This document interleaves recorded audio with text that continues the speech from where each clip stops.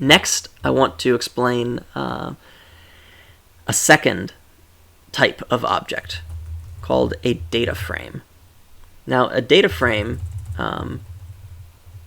here is really just a combined set of vectors. If you have a series of vectors that are all the same length, you can create a data frame that combines all of them.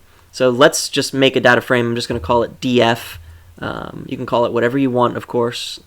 These object names are not very picky. There's some things that you can't do, but for the most part, you can call your objects whatever you want. And I use the data frame function here, data.frame. And what I can do is say vec1, comma, vec2 in parentheses here. And what this is going to do is say, all right, take vec1, which if we run just that, is the series of numbers from 1 to 6. Take vec2, which if we run just that, is the words 1, 2, 3, 4, 5, and 6. And I want to combine them all into a data frame using the data frame function and assign that to the df object, which is an object that I'm defining right here. So if I run that code, now here in my environment, you can see there's a new section for data, which is now contains an object called df. I can click on this, and it opens up a new tab here in place of my R script, where it shows this data frame. I've got the column vec1, and I've got the column vec2.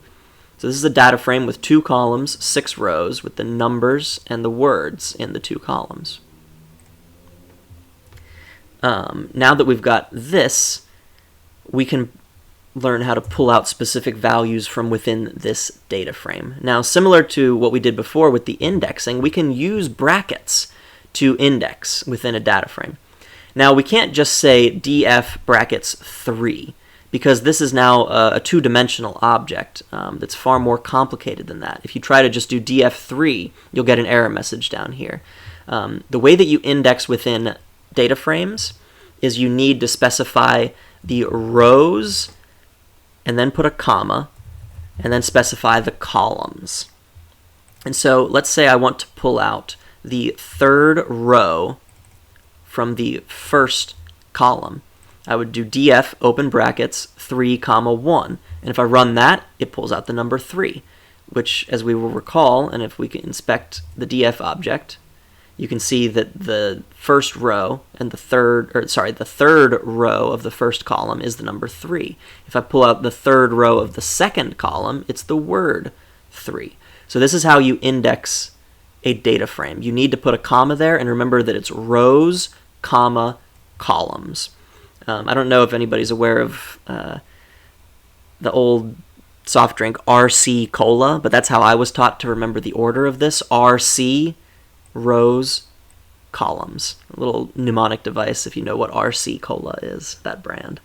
Now, this indexing using the brackets is not the only way that we can pull out information from within a data frame. What we can also do now is use the $sign.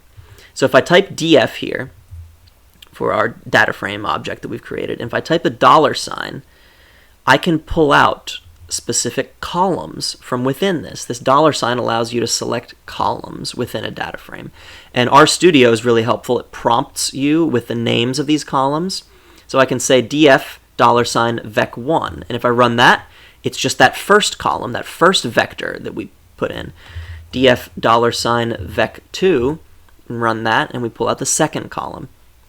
You can then also combine this syntax of df $sign vec1. Now I'm looking at the first column, and now I can use brackets as before to index within that. And now I don't need to use the comma because I'm specifying just one vector. There's only one series of values here, and so I can just type the number 5 in brackets, and in doing so index the 5th value of the vec1 column of the df object, and that's the number 5.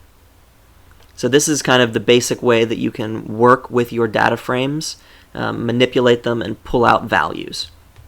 I do also want to show you that when you're creating these data frames using the data frame function, you can label the columns.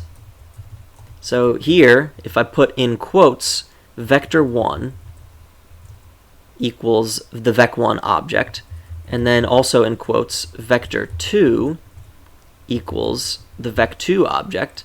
Now if I run this and inspect the df object, you'll see that the columns now are named whatever I told them to be named. It's generally a good idea to avoid using spaces when you're programming, which is why I use underscores here, vector underscore 1, vector underscore 2. But you can see this is how you would then name the columns in your data frame. And that's a really important feature to be aware of.